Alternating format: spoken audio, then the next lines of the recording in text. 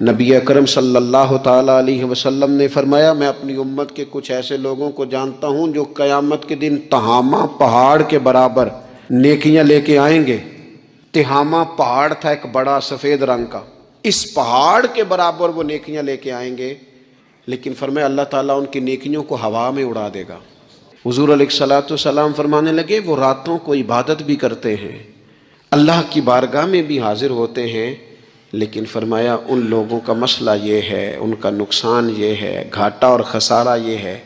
कि जब वो अकेले होते हैं तो रब की हुर्मतों को पामाल करते हैं, दीन की हदों को तोड़ते हैं, तन्हाइयों में रब की नाफरमानी करते हैं। नतीजा क्या निकलता है कि वो जो लोगों के बीच नेकियां की होती हैं, नमाजें पढ़ी होती हैं, इबादतें की होती हैं, सदकात की होते हैं, वो भी ज़ाया हो जाते हैं। अगर ये लोग अपनी तन्हाई पाक कर लें तो इनकी बाकी सारी इबादतें भी महफूज हो जाएंगी।